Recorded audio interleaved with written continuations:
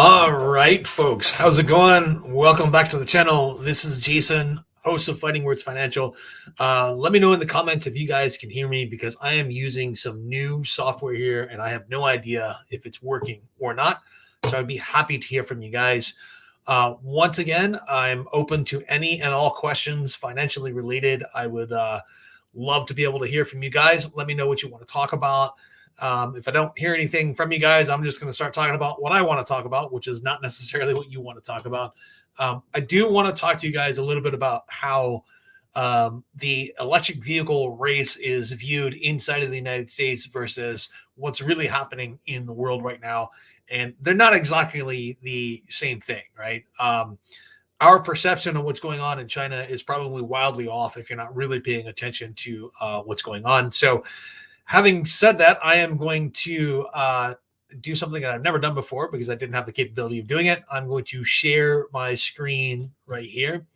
Let's take a look at this, guys. This is from gasco.com. Is a great source for news in the Chinese market here. What I'm looking at is BYD's new energy vehicle sales from September. They're up 257% year over year.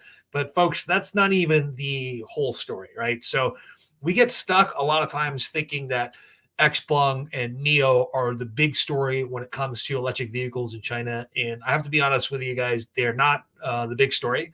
The picture is much more complex in China than we get a good understanding of here. And so let me talk about that. So new energy vehicle sales in September 21st or September 2021.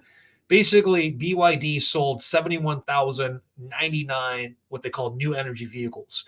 36,306 of those were battery electric vehicles, and 33,716 were plug-in hybrid electric vehicles, which is not the same thing as most of the hybrids that are on the road here. These are plug-in hybrids. So out of that 71,099 vehicles that were sold, only 1,077 of them were commercial vehicles, which means that 71,000 of, or basically 70,000 of them were passenger vehicles, light passenger vehicles. I think this is pretty impressive. So that is roughly 3 times the number of what NIO sold, 3 times the number of what XPeng sold, and 3 times the number of what Li sold. Basically, all 3 of them combined did not beat the sales of BYD. So in terms of battery electric vehicles in China, Tesla and BYD are absolutely dominating the market right now in terms of how many vehicles are being sold. And if you look at BYD, they're actually growing really, really rapidly in terms of their growth. And so they've really committed also to battery electric vehicles and to new energy vehicles in general. Their oil fueled vehicle sales have declined by 60% year over year, and their battery electric vehicles have improved by 197% year over year. So this is absolutely incredible. If you look at month over month too, you're looking at 20% month over month gain. And if you look at year to date 2021 versus year to date 2020, you're looking at 136% gain. So all in all, this is a great deal. GC makes the point here. Even Warren Buffett put money into BYD. I wonder what assurances were given him for him to make that move. You know what? I don't even believe that battery electric vehicles probably weren't necessarily on Buffett's mind when he did that originally. Battery technology certainly was. BYD at the time was probably the 2nd or 3rd largest lithium-ion battery producer. They're either 4 or 5 now, and the only reason they're either 4 or 5 now because Tesla may actually be making more lithium-ion batteries than they are. But they dominated that lithium-ion battery space for a lot of different applications, not just vehicles. We're talking, watches, cell phones, all kinds of consumer electronics, tablets, all kinds of, laptops, all that stuff. So I really think that it was battery technology that was really kind of Buffett's reason to do that. He saw that mobile technology was really going to take off, and that's kind of what was going on there. So GC also noted that Sofi has gone up a lot this week. Yeah, Sofi went up a lot this week, and that really has almost everything to do with analyst recommendations.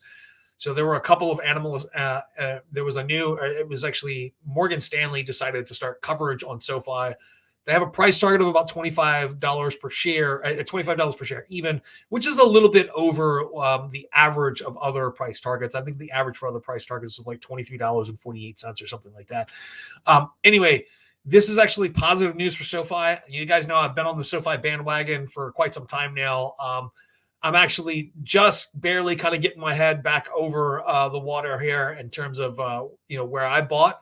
I think my average is probably something like 1760 or something like that in terms of price. So I'm just barely in the green again, and happy about that. So let me see. GCA also makes the comment, and to invest in a country like China with $250 million. I don't.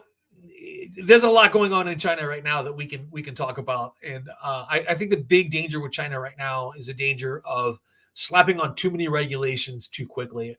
There's a lot that needs to go on there. It really is the wild, wild east in a lot of ways, and there's been a lot of monopolistic behavior on the part of fintechs that has caused a degree of chaos, and the Chinese government is trying to end that right now. So let me know, guys, if you guys can see my name displayed on the screen here. If you guys can occasionally see comments here, like I'm gonna just show a comment here. Let me know if you guys can actually see that. I don't know if you can or not. Sorry, I don't know how to pronounce your name. You said what's up. Everything's great. And anyway, let me know what you guys want to talk about today. Otherwise, I'm just going to continue talking about what it is that I want to talk about, which is let's take a look here at Xpeng. Xpeng basically answered a question that nobody bothered to ask. And let me take a look at that here.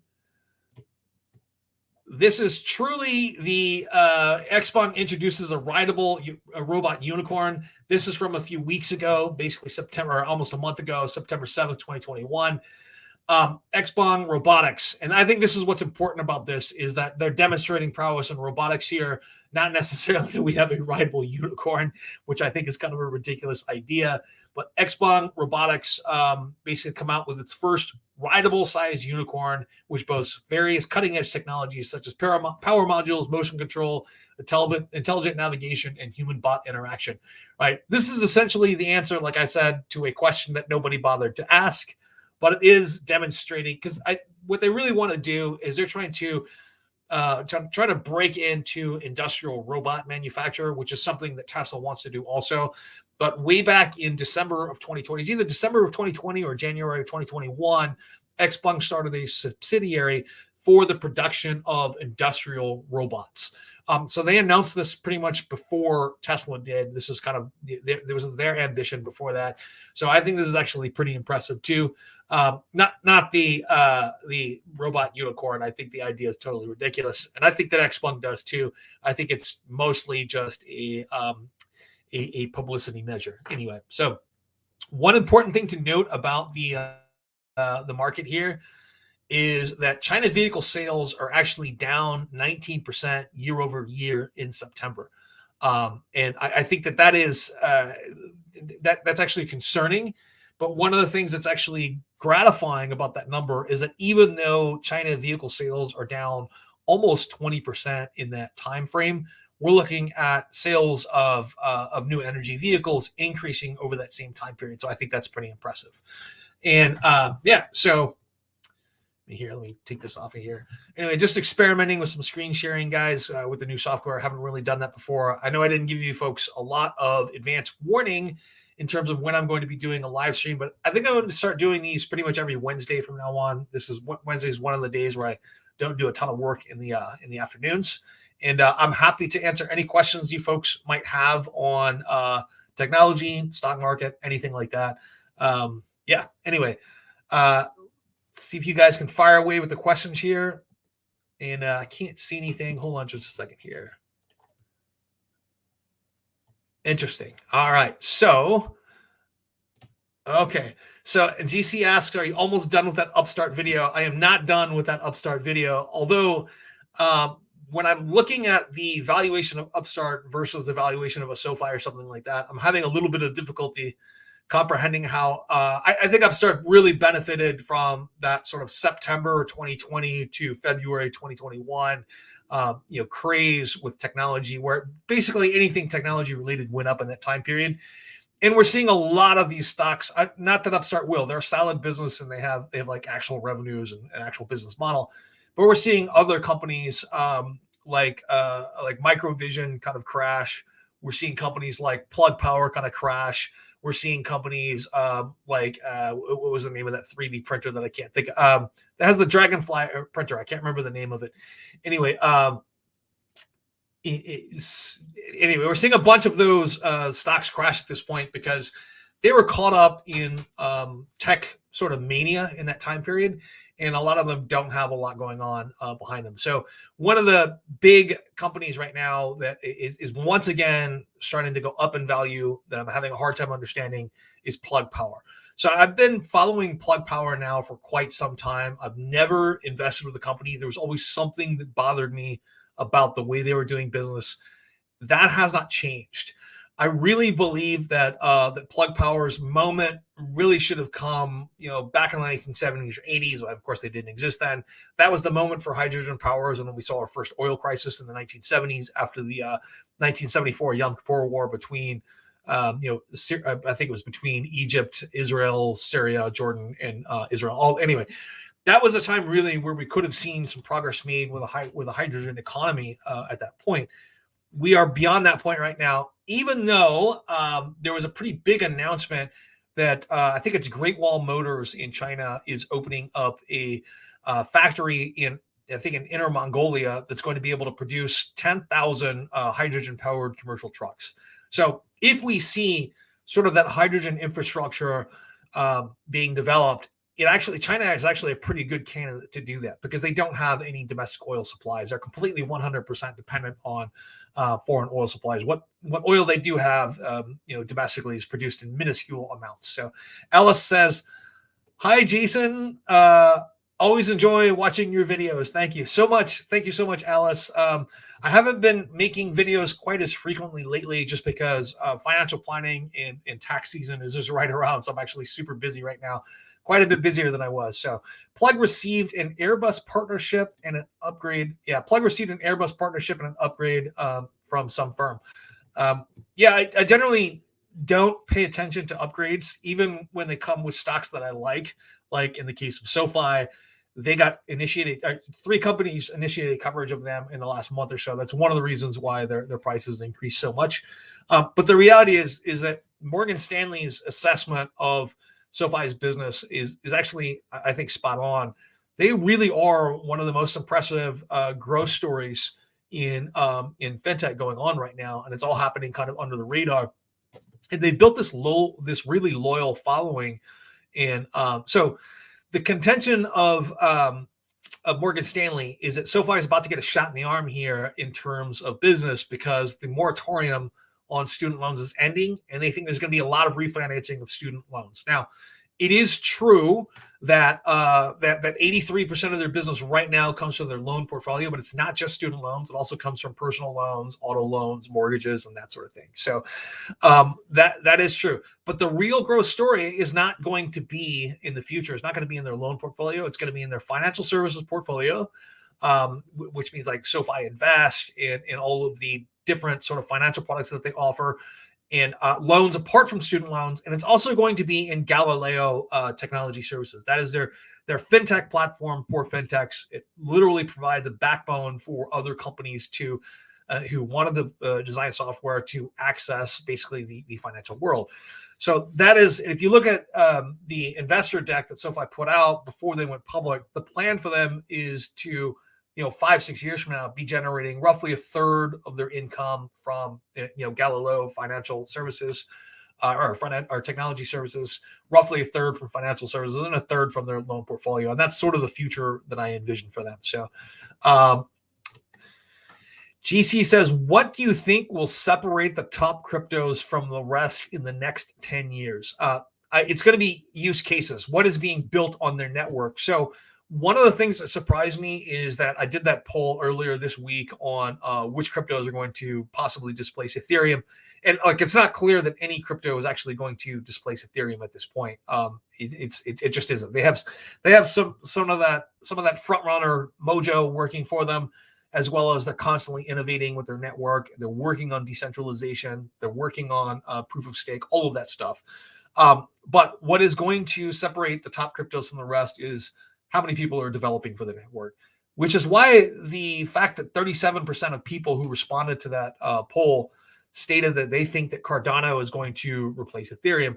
That's so surprising me, because virtually nothing is being developed for the Cardano network right now.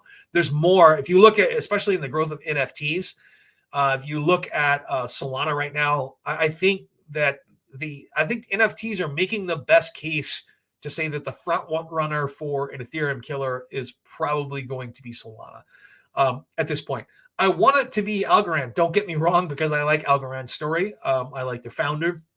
I like the community, and I like what's going on with that. But I have to be honest. Like, I'm not really positive on that. Of course, like everyone could be wrong. I don't think anyone can predict which cryptos are going to be successful in the long run. So I will admit that I did ride the Shiba Inu bandwagon a little bit in the last couple of weeks. It's been fun, but honestly, it's just been fun. Like kind of like Dogecoin. I don't see a real use for this going forward. Ashley Anastasia says, Lucid Motors, please make a video on Lucid Motors. Man, I've been struggling to make a video on Lucid Motors for the longest time. Like, I think that after they make their first delivery of a vehicle, then I'll probably make a video on them. I've talked about them numerous times on my live streams, and I really see Lucid's pathway. If they had put out a vehicle last year, I would say that their pathway towards success could be a lot smoother. Right now, I see a really narrow pathway for success for them. Really, really narrow pathway. So GC also says there were over 30 million SoFi shares traded 1 minute before market close 2 or 3 weeks ago. So one of the things that is really interesting about SoFi is that institutional ownership of SoFi is actually pretty low. I was looking at numbers today, and it's about 29%. For a young startup like that, you think it would be a little bit larger. But one of the encouraging things, of course, is that a lot of founders and insiders actually own a pretty large percentage of SoFi. I think it was something like 22%, including one of the earliest investors, that was SoftBank. SoftBank is a basically investment holding firm based out of Japan. They started off kind of like oh wow, hold on. Thank you so much, Min Tran. You are a longtime subscriber and a frequent contributor to Super Chat and Super Stickers. Thank you so much. So Min Tran says, do you know why wouldn't a company like BYD not want to be listed on the U.S. stock exchange like NEO or XPlong? So I don't think that was ever. First of all, they've never struggled to raise money on their own. They have basically been profitable for a very, very long period of time, and they've been on the Hong Kong. I think it's either Hong Kong Exchange. I think it's Hong Kong Exchange for a very long time, and they don't have any problem raising money. In fact, I think for their technology, their chip arm, hold on a second here. Struggling with the software here. I think for their chip arm, they raised like 1.2 billion or something like that or they were planning on raising 1.2 billion dollars for their to spin off their semiconductor side of the business. That hasn't necessarily happened at this point, but it looks like they have no trouble whatsoever raising money, and they also have no trouble whatsoever attracting investors. Largely because they're really open about what they do. They're not secretive at all about their finances. They're not secretive about their business plans. And there's just a solidly run business in an unspectacular way. In an unspectacular way, which doesn't allow them a lot in the way of publicity here in the US. Like, I don't know too many mainstream news outlets that are consistently covering BYD. You occasionally see them covered on something like Kramer, but that's very, very rare. But yeah, so I don't know the answer to that, other than the fact that they don't seem to have trouble raising capital on their own, and they've been profitable for a very, very long time. GC says, I wouldn't touch Lucid with a 137.52 foot pole. That's a very specific length of a pole. I'm thinking of getting BCH. Any thoughts? I don't necessarily know that much about BCH here, so let's see here. Let me look that up here, and let's take a look at that. So I see here, BCH.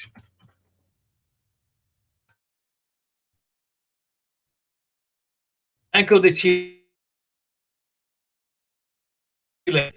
Talk about financials here.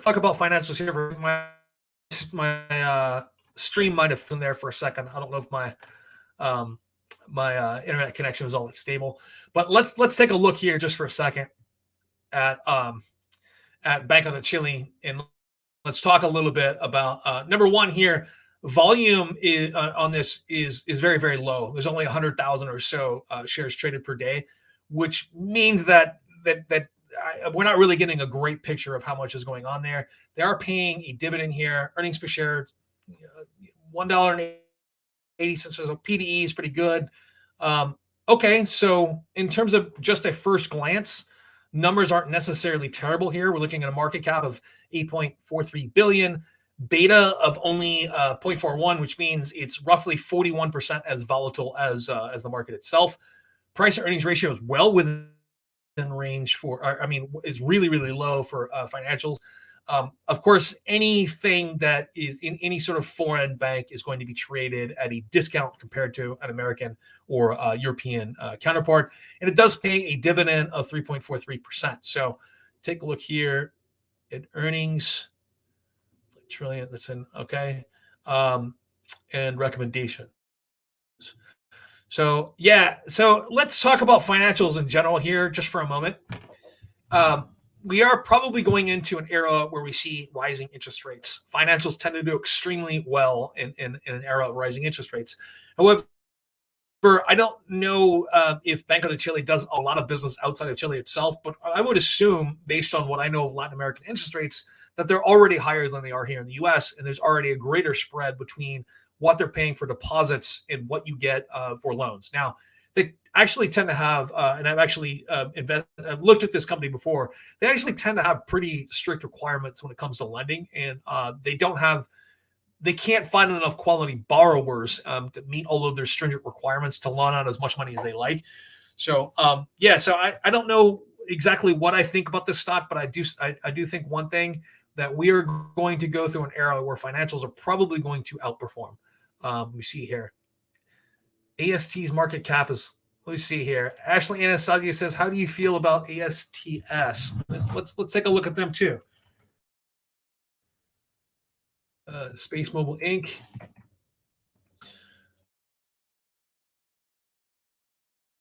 Let me share. Yeah, I don't know a lot about this company. They don't have a ton of of earnings releases either. Let me see here. There's almost no coverage from analysts at this point. They are losing money. They're a negative 82 cents per share at this point. Market cap of under $1 billion. Average volume though is relatively high. But no, I don't know. It'll be hard for me to really say anything intelligent about them at this point. I haven't done enough on them. Haven't looked at it, but pretty interesting. One of the companies that I have been looking at recently is actually on here as a people also watch kind of suggestion, which is PaySafe. I should be coming out with a video on PaySafe here pretty soon, and ICPTs look pretty interesting. Man, there are so many names on here. Mr. Keen or Mrs. Keen, EON Keen. I have no idea how to pronounce your name. So let's talk about financials, though. There are a lot of different ways that financial companies are going to benefit here in the next couple of months. A lot of that, like I said, is dependent on spread. A lot of that is pent-up business demand. So a lot of companies right now barely made it through the pandemic. They took out an EIDL loan. They took out the PPP loans. Most companies had their PPP loans forgiven. I had a company where I borrowed money using the PPP loan. I took an EIDL loan. I have to pay the EIDL loan back, but the PPP loan was forgiven. The benefit of the EIDL loan is it doesn't really look all that terrible on my balance sheet because of what I borrowed is borrowed on a 30-year basis at like 3.75% interest. So when I go to the bank now to borrow money again or establish a line of credit for expansion in my business, I still look pretty good. Like I may have $100,000 in debt for this business, but it's on a 30-year basis and my payments are fairly low. which means that I'm still able to go to a bank because I've been in business now with this particular business for 11 years. I'm still able to go to the bank and borrow money. There's a lot of pent-up demand business-wise, not just consumer-wise, to expand business at this point, which I think looks very, very good for financials. I think we're going to see an increased amount of business lending probably beginning sometime early in 2022. And I've said this before on my live streams that I am actually enormously positive right now about the direction that the economy is going in. Household finances have never looked as good as they do now post recession, right? We could have come out of 2020 in a lot. Individual households in the United States could have come out of 2020 in a lot worse financial condition. The reality is there are millions of people that didn't go bankrupt because of all of the financial help we got from the federal government, from enhanced pandemic benefits, from these loans like PPP and EIDL, which rescued businesses left and right. And those are available to just about everything out there, or to just about every business that was out there. And many people took advantage of that. So we've learned something new from every financial crisis we've been through in the last century. And honestly, this one was handled just pretty much as well as it can be handled. I think the side effects are going to be mildly more inflation than we've had in the past. But once again, let's look at that with an eye on historical data. We've essentially had no inflation, no real inflation above what was expected for the last 40 years or 30 years, basically since 1994. Inflation has been, since 1983, inflation has been declining, but really since 1994, we've seen no real inflation over what the Fed expects, which is about 2.76 or 2.75 to 3% annually, which is kind of where it's been, right? And this is kind of where we predict inflation to be in the future, right at about 2.75%. Could be a little bit higher, could be a little bit lower. I'm erring now on the higher side. I think that some prices that have gone up aren't going to come down. And I think that labor expenses for most businesses are going to increase here in the future. One of the things that I'm taking a closer look at right now, and really is because of the oil spill off of Huntington Beach, where it's being blamed on a ship that dropped anchor there and dragged anchor over a pipeline that caused it to burst. That's of course being blamed on supply line issues. So there's a lot of things going on in the press right now that you're reading where there are some people saying it's because there are no truck drivers available. Some people are saying it's because there's no warehouse workers available. I think that's part of it in both cases, that a lot of those short haul truck drivers pretty much decided to get other jobs because they're not treated very well. Or they went to be long haul truck drivers or something like that. And the labor issues are just going to take a while to work out. And what's going to happen is you're going to see people working in warehouses and truck drivers simply being paid more, which is actually good for the economy as a whole, I think. But it is going to cause some degree of inflation. Anyway, that is kind of where I am with that. When I'm taking a look here, once again, at going back to the Chinese market here, let's take a look here at some headlines that that you're not necessarily seeing in Western media here. And this is what I'm talking about here. SAIC. Well, we have a company here in the U.S. called SAIC, which is a military contractor that, ironically, I used to work for years and years and years ago as a programmer, and came up in conversation talking about Palantir earlier this week. But SAIC is also a auto company in China. They're planning to build a plant in Inner Mongolia with an annual capacity of over 10,000 hydrogen trucks. So while there's virtually nothing going on in terms of a build out of hydrogen technology or hydrogen infrastructure here in the United States, there is something going on outside of the United States in terms of hydrogen technologies. The other headline is that CATL accounts for 50% of China's January to September battery installed capacity, meaning that CATL, in terms of a battery producer, is dwarfing everyone else right now. LG is they're outperforming LG at this point. They're outperforming BYD. They're outperforming SK Innovation. They're outperforming Tesla.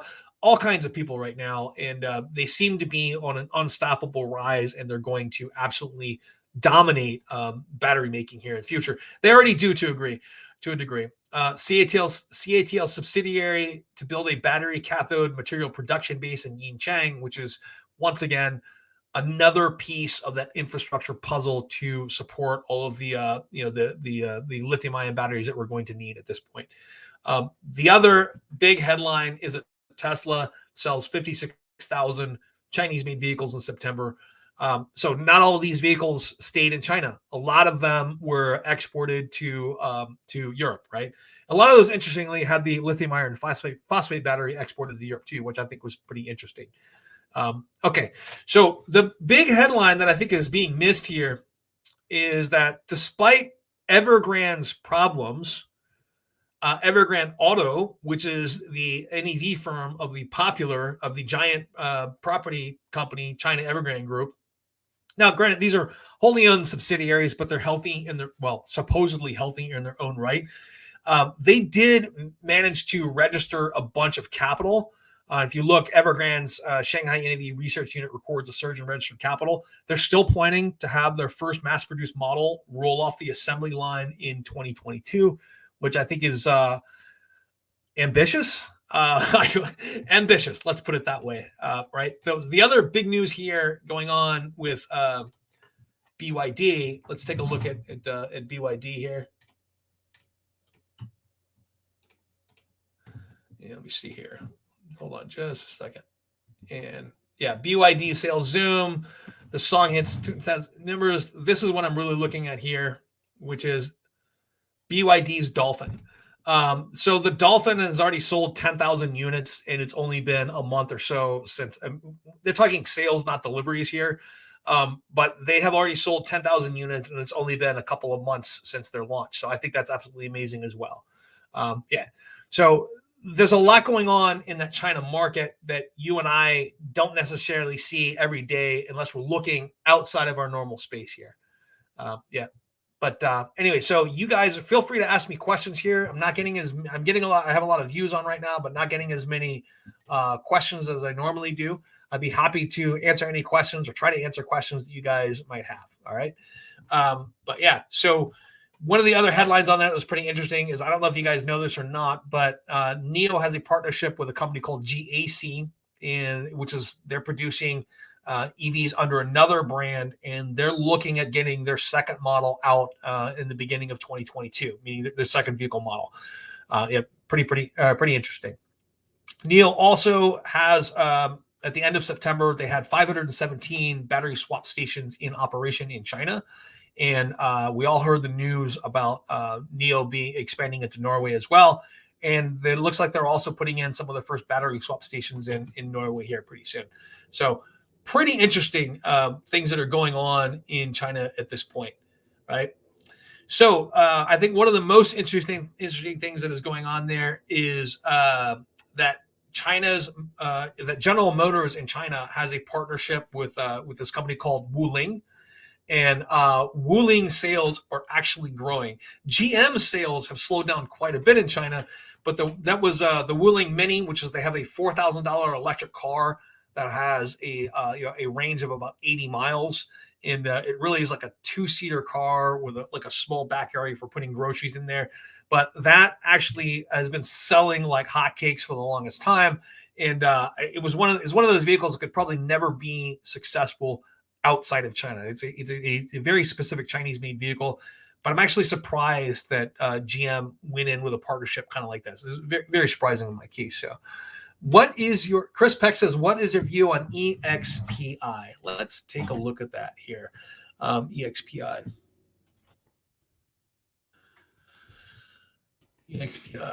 Let me see. Somebody here asked recently about in the comments asked about investing in EV infrastructure like batteries and like the battery supply chain. I'm going to go over that here in just a minute. Let me see here. So EXP World Holdings provides cloud-based real estate brokerage services for residential homeowners and home buyers. Interesting. The company facilitates buyers to research real-time property listings and sellers to list their properties through its various platforms, and provides buyers and sellers excellent news. So who are they partnered with in this case? Do they have an app or something that I'm not familiar with? They are a fairly large company with a market cap of right around $6.72 billion. Their price to earnings ratio is sky high, is 110. The earnings per share is only like 41 cents. They are paying a dividend, which is odd. We see here. They are covered by quite a few analysts as well. Volume of roughly a million shares a day. Revenues are growing like amazing growth. They've gone from 156 million in revenues in 2017 to about 1.8 billion in revenues in 2020, and they looks like they had their first real profit in 2020. It wasn't a ton. It was $31 million, but that was their first real profit. In terms of analyst recommendations, you have all buys, strong buys at 2 holds, no underperforms, no sells. Median recommendation is a buy at this point. Everything has been either a maintained buy, initiated coverage to buy. The only downgrade in the last year has been William Blair, and that's outperformed to market perform. So, like I said, I don't take analyst recommendations all that seriously. I can tell you one thing though. Let's take a quick look here at financials. Let me see here. So total revenue year to date looks pretty good. Cost of revenue, gross profit. Okay, gross profit is going to be way up this year. Probably another $50 million in profit by year end, as opposed to last year. Expenses are roughly 40% higher though, so there may not be a profit this year on paper because of how much money they're spending. But all in all, this is a revenue growth story. This is definitely a revenue growth story. They beat earnings handily in Q2 of 2021, missed by a penny in Q1, missed by 2 cents in Q4 of 2020, which is to be expected sometimes with a company that's growing this quickly. Not entirely familiar with this company though, in terms of who their partners are, but they're in the same category as not necessarily the same category, but like a Redfin or a Magnite. Like a Redfin or a Zillow or something like that in that category. But so not something that's a black hole or a mystery. There's plenty of information out there. There's plenty of news. Just not a company that I'm all that familiar with, but numbers look good. Tom Liu says, your view on MGM. Let's take a look at MGM. You see here. Let me see. All right, looks like my internet connection is a little bit slow right now. So Tom View said, your view on it. Oops.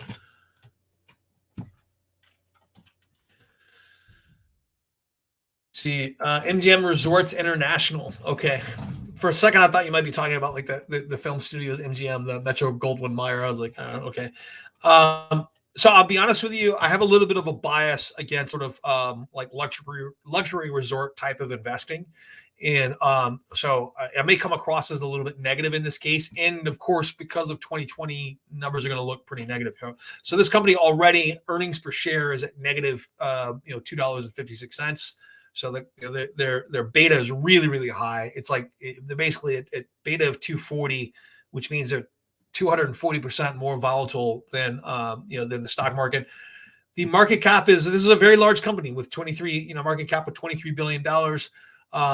And consensus first year target estimate here is $50.41 per share. So there seems to be positivity around these types of investments right now. Not necessarily, it's like I said, it's not necessarily a type of investment that I would make. I'm not interested in what I consider short-term investments in a lot of ways. But the last couple of quarters have looked really good for this company. They've beaten expectations by 16 cents in Q1, by 17 cents in Q2, and their guidance is now almost back to profitable for Q3 of 2021, meaning they're only projected to lose 10 cents a share at this point. So they got crushed in 2020, of course, but prior to that, they had growing earnings. Roughly, their earnings growth was only about 10% per year prior to the pandemic, but they had earnings in the $12 billion range in 2019, cut to about $4.5 billion in 2020, almost entirely due, of course, to the pandemic. Almost everyone has them listed as a strong buy or at least a hold. Very few analyst recommendations in underperform, none in sell. So this is not a company that I would be invested in. I'm interested in investing in disruptive technologies for the most part. But if you were looking for a post-pandemic play, something like this stock or a Yeti stock or a Wynn Resorts or Penn National Gaming or something like that, Norwegian Cruise Lines, those are great post-pandemic plays. Like they really are in a lot of cases. So let me see here. And all right, so let's see, any other questions out there? ICPT looking interesting. So let's see about that. I'm going to log into some different software here. And ICPT. All right, keep coming with the questions, guys. I am going to stay on for another 20 minutes or so. And because I'm actually in the middle of cooking dinner right now. And it's kind of weird. I have to cook my own dinner tonight because it's actually kind of a special day for me, but that's what's going to happen. And let me see here, add to stream, and oops, there we go. Okay, so any other stocks? My view on Shiba Coin, Tom. My view on Shiba Coin is that it's a fun distraction at this point. I put a little bit of money in there and made quite a bit, but it was completely by accident. I literally just bought it right before a giant whale bought like $6 trillion of or 6 trillion Shiba coins, and then Elon Musk tweeted something about Shiba right after it. So I made some money on it. I don't do a ton of short-term trading, but that was one of the ones where I'm like, all right, I'm going to take most of my gains off the table here and put that into something more reliable, like an Algorand or an Ethereum or a Solana or something like that. GC says, have you ever gone to a shop or drop shipping business? The answer to that is actually yes. I still have a drop shipping business around. It's called soulroller.com, and it sells jiu-jitsu related clothing. I still sell 1 or 2 t-shirts a week. So that's one of those direct-to-garment t-shirt printing businesses where I haven't paid too much attention to this. I'm sure the website is in really bad condition, but I'm still making like 1 or 2 sales a week, which means it's like $20 a week or something like that is the profits on it. Because I'm in the jiu-jitsu business, I should probably pay a lot more attention to this. This just is not something that has taken up any of my focus for quite some time. But I haven't met a lot of people or talked to a lot of people who've really been successful in drop shipping. I've seen a lot of people on YouTube claim to be millionaires from drop shipping, but I haven't met anyone personally who's been really successful, with the exception of one person who started and this is before weed was legalized in most states and when drop shipping was in its infancy, but he started basically a weed grow supply store online and drop shipped everything out of China, essentially from AliExpress, and end up making a couple $100,000 off of it and selling the store for like a couple $100,000. But he is the only person that I know who actually made any money. Almost everyone else I know pretty much broke even or made very little money for the amount of effort they put into the business. So here's the thing, though. I think a lot of those people didn't really market their businesses very well. I've learned a lot about marketing business here with my partners here in San Diego. I'm working with a company here called P2K Consulting, and they've done a great job promoting my latest business. And it was a rocky start at first, but they've done a great job since.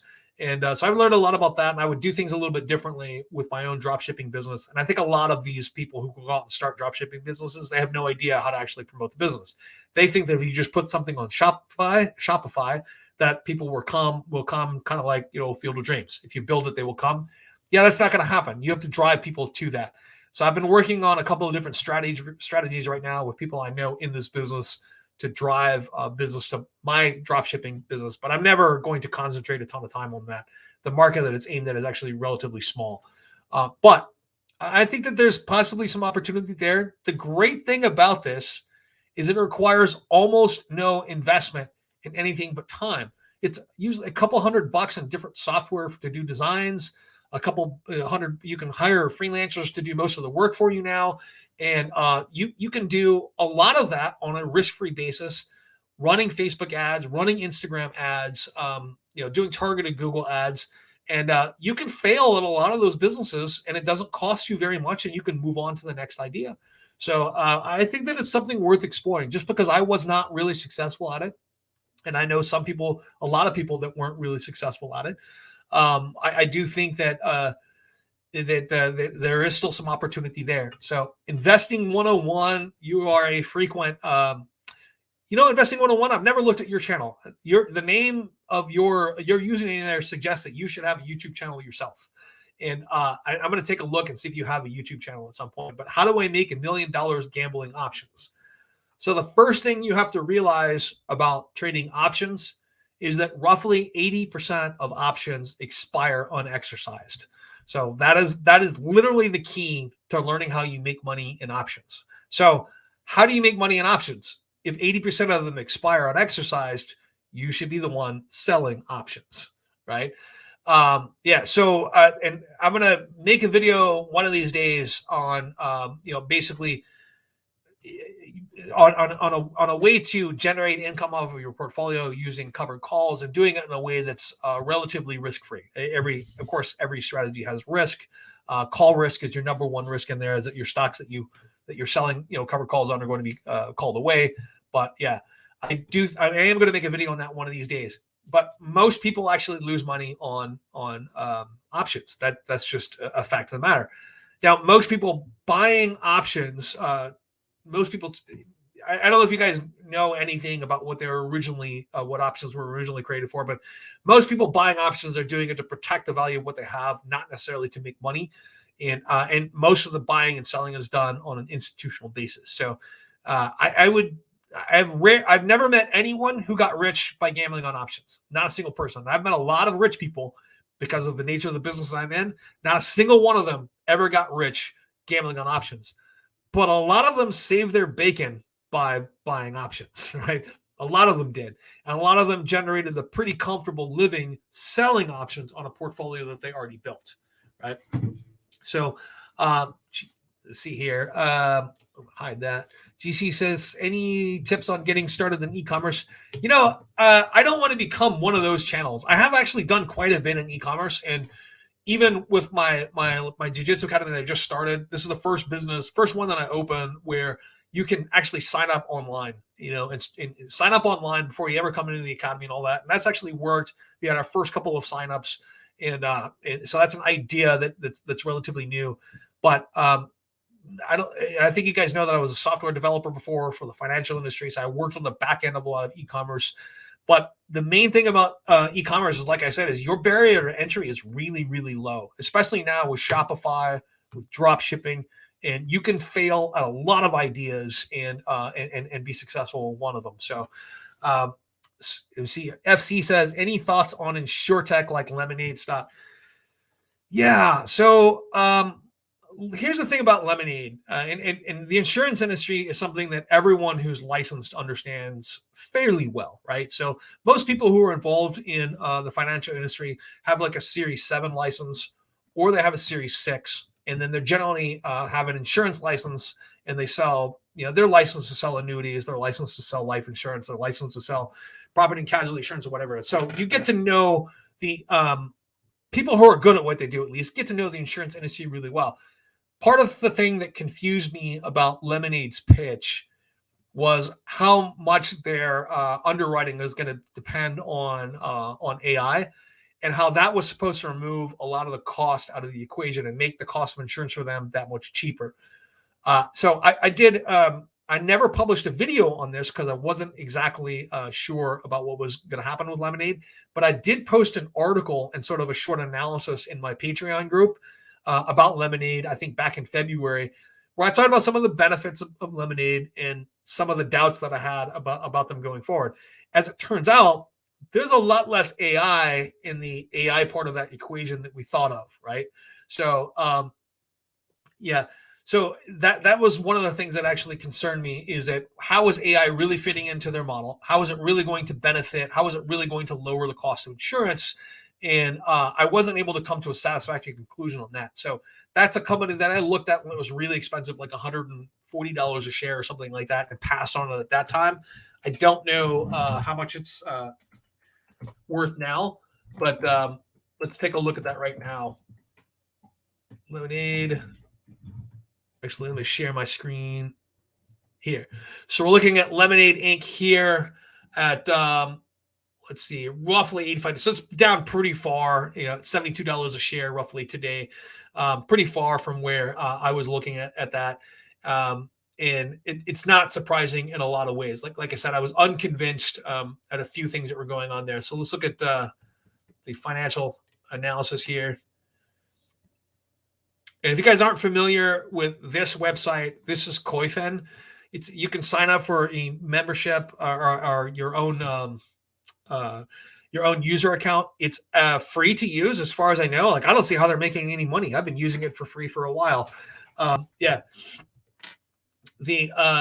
So year over year growth in revenues as of let me see, as of second quarter, full year 2021 is down 8.2%. I'm sure that's, of course, going to be blamed on pandemic.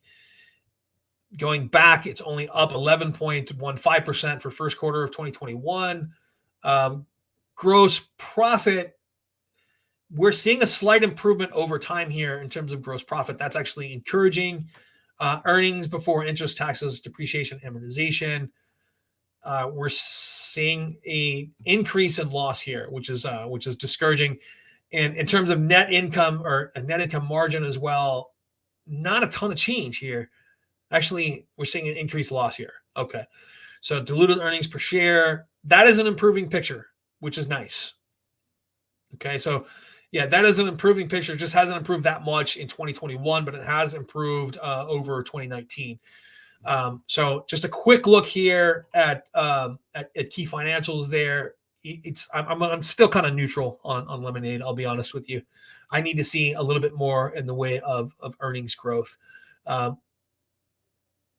And a little bit clearer path to profitability. That would be my thing. And so they're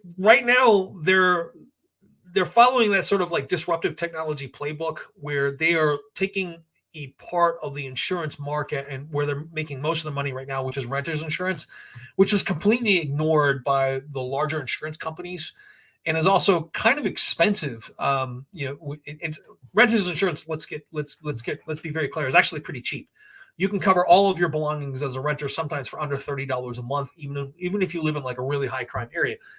But in terms of the actual payouts that are being made by insurance companies and what the actual cost of insurance is, you're actually paying a pretty high price. And that's one of the things that Lemonade did recognize, is that there was an opportunity to undercut the big players when it comes here, when it comes to the cost of renters insurance. And they've since branched out into other areas of insurance. But still, in a lot of ways, not entirely convinced about Lemonade. Right. So let me see here. GC says, you were in software development. You never told us. A lot of things I haven't told you guys about myself, but I'm actually fairly open. If you have a question, just ask. So Mito says, an impossible question, but what do you see for XBONG and BUAD stock in the short term, 3 to 6 months? I'm looking to increase my position and want to buy at a decent price, dollar cost average. So the only concern that I have right now, basically, I have zero concerns with BYD in that time frame. I have some concerns with XBONG in that time frame, but I'm actually enormously positive on them too. But my concerns about both of those companies really have more to do with what's going on policy-wise and what's going on with government, and not necessarily with the companies themselves. I think that XBONG has reached a point where they can go back to secondary markets and raise money anytime they want to. They can do that in Hong Kong now. They can do that in the U.S. And they can do that at least in the U.S. for another 2 or 3 years. They can probably still do secondary offerings. But now that they have made a secondary listing on the Hong Kong exchange, I'm not really worried about their future as a company at all. But I am worried about what's happening politically in the near term with China. That is one thing that is a concern. So as you guys know, though, I'm an extremely long-term investor. I've been invested in the Chinese market for a very long time, and China goes through really long bear market periods, like 6 to 9 months where the market is down, and it does this fairly frequently. It doesn't make China uninvestable. It just means that you can't pay too much attention to what's going on there. In terms of XPeng's future, though, they are expanding in ways right now that in directions right now that really mirror what Tesla is doing. Their software has taken off in a direction that's completely apart from Tesla at this point. Tesla can no longer make the claim that any of their software is a copy of what they did. It's really quite different. And that's actually been covered in a video that somebody posted into my Patreon group too, where a software engineer actually went in and step-by-step kind of broke down the differences between XPeng's software and Tesla software. And it was convincing it was convincing to me. So I am actually no longer adding NEO stock just because it's so much a part of my portfolio. But I am adding XPeng and BYD. One of the other things that I'm adding is LIT. It's LIT, which is an ETF. It's a global X funds. I'm just going to pull this up here and share this with you guys. It is the global X funds. Let me see here. The global lithium and battery tech ETF. So a lot of questions have been asked of me, like, what are you doing to invest in EVs? What about the battery supply chain? This is one of the ways that I'm investing in the battery supply chain. This is an ETF that it's an actively managed ETF, which, look, guys, I don't like the fees in actively managed ETFs. I think the fee on this is like 0.73 or something like that, which is basically what you would pay for a mutual fund, right? Actively managed ETFs right now, they're more transparent than a mutual fund is, but they're no longer any cheaper than, it used to be that actively managed ETFs started off around 30 basis points. At around 73 now, that's no longer cheaper than a really large mutual fund. Most of your really large mutual funds now are right around 0.75%, and that's mostly based on economy of scale. That is what has changed about actively managed ETFs, is that your expenses are starting to get high. So is there an advantage now to be in an actively managed ETF over an actively managed, really large mutual fund? It's becoming less so. But this right here, this Global X Lithium and Battery Tech ETF, has a lot of the companies that I'm looking to invest in. I've been agonizing over which direction to go in terms of, who should I choose? Like Albemarle is, of course, at the top of my list in terms of investing in lithium technologies, not just because they control a lot of lithium mining, but because they actually produce or mine a lot of the chemicals associated with lithium, and not even on purpose. They were associated with these chemicals long before lithium batteries became a real thing, and now they're just in a dominant position. So I think that this company, Albemarle, makes up about 14% of this particular ETF, and the symbol is LIT. And it's grown quite a bit. It's gone from roughly $40 a share at the beginning of the year, a year ago, to close to, it was like $83 today or something. I bought a little bit more today. I bought like 3 shares today in my wife's IRA. So so that is one of the things that I'm doing to invest in that, rather than trying to pick and choose those stocks. In terms of most of my personal portfolio is, of course, in ETFs, and about 30% of it's in individual stocks. When I want to overweight in a sector and I'm having a difficult time trying to pick winners or figure out who, then I'm going to go ETF all the way. Like I do that with Genomics. I'm doing that with lithium and battery tech. A lot of my choices out there, like if I'm looking at QuantumScape, I'm not a believer in QuantumScape, but I don't mind it being a small fraction of my portfolio. But I want to take a larger bet on Albemarle because they literally control a lot more of this. So let me see here. And I'm starting to get to the point where, let me hear. What is your forecast? Investing 101 says, what is your forecast for cannabis stocks? They all seem to be so beaten down. So I have not been a huge fan of cannabis stocks, just because it's technically still illegal here in the U.S. Somebody in my Patreon group, though, has made a really good case for a Canadian cannabis stock, for a Canadian retailer. There aren't a lot of retail businesses that I would like to invest in. There just aren't. But investing in a cannabis retailer, I don't know if you guys have ever been inside of a dispensary. I have. It's not just a store, it's a community. Like, people feel like they're joining a community when they walk into a dispensary. Labor expenses have to be outrageous. There are so many people that work there, from security to salespeople, all that stuff. But I went in literally to see like what it would be like to invest in the cannabis industry. I'm not a pot smoker or anything like that. I'm going to admit I did try one or two of the products. Not my thing, but I understand it's a lot of people's thing. Taking a look at it, I see a future in that when it becomes legal here in the US, like fully legal, I see a much better investing future for them. Investing in like I said, this is one of the few areas where investing in retail makes a lot of sense.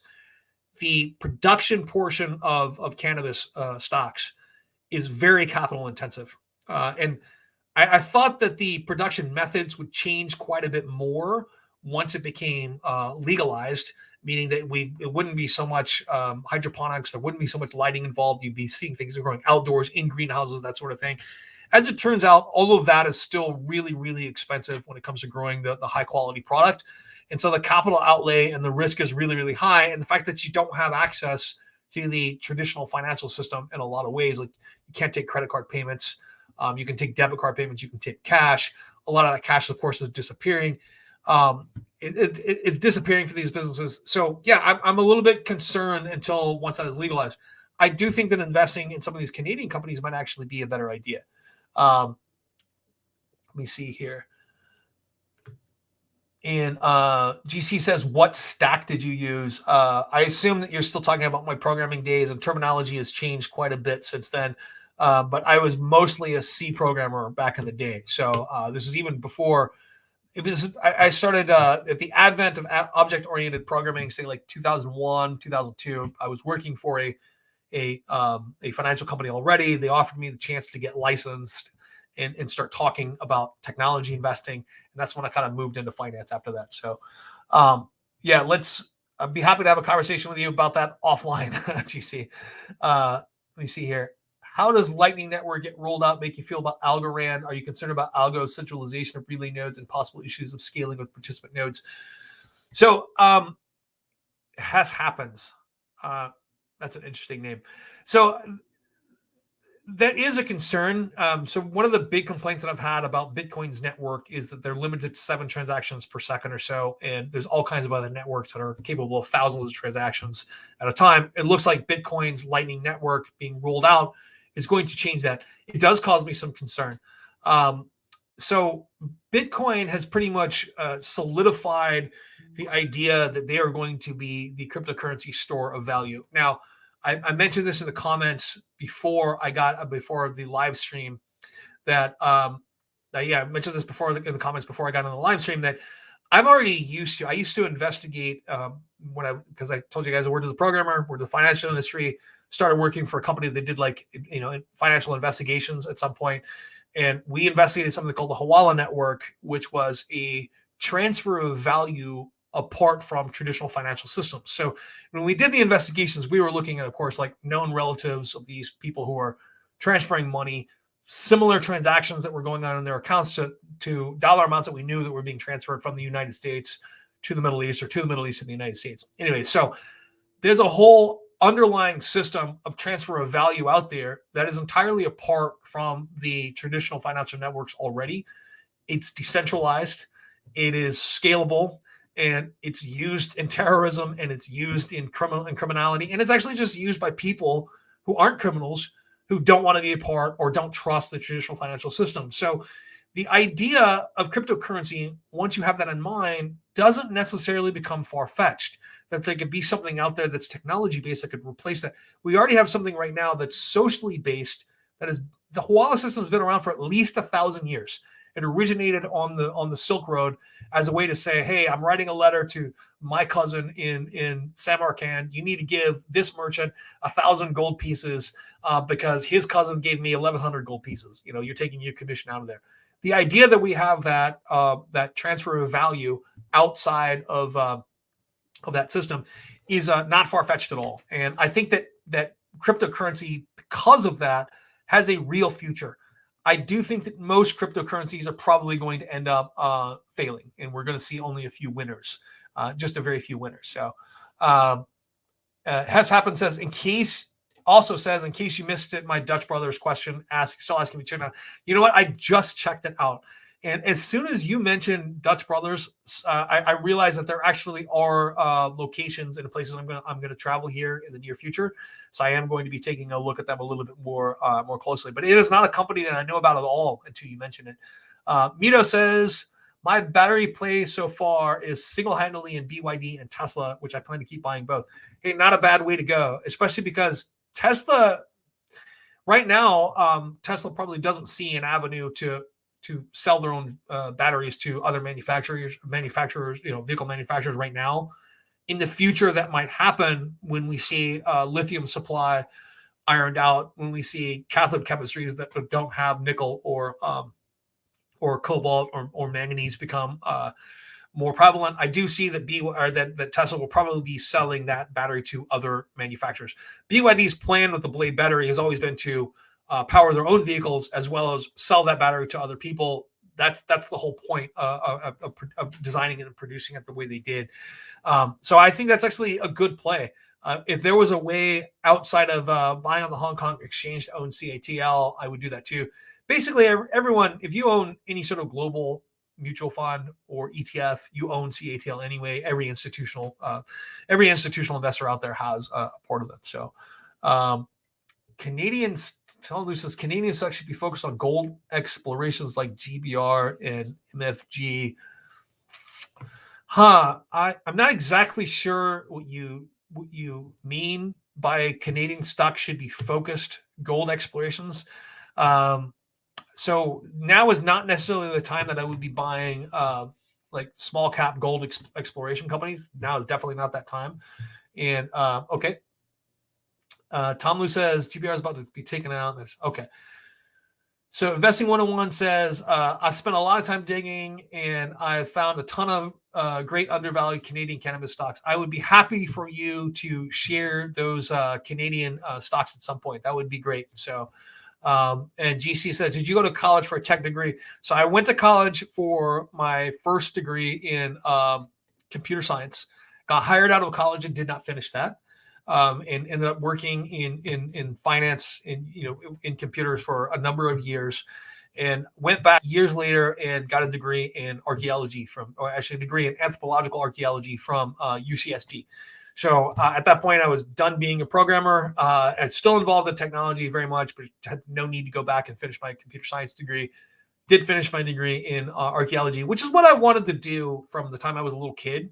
But I did, I did like the poor person thing, which is I went to school and got educated in something that was really practical and could make me money. And then afterwards, when I had kind of made it to a degree, I went back and got the degree that I always wanted to. And if you notice, I reference my education in archaeology quite frequently in live streams and in videos and talk about different historical comparisons that we can make. So good live video. What is the free website you're referring to? Any announcement? So it's a Koyfin, KOYFIN .com. So it's, hold on. And let me put that up there. So that is the website I'm using for analysis right now. I use it pretty free. It's actually, it's free. At some point, I keep waiting for them to charge me, but all they want is your email address, and they send me emails, and of course, I just direct those all to my my trash folder. But all right, man, I am gonna take off at this point, guys. It is I'm gonna make this a Wednesday live stream kind of a regular thing, and thank you so much for tuning in. I'm gonna go finish cooking dinner. It's a kind of a special day for me. I'm going to end my broadcast. Thank you so much. And especially thank you for all the super chat and the super stickers that were purchased. I think there was only one, but thank you so much. It makes it all worth it. Thank you so much.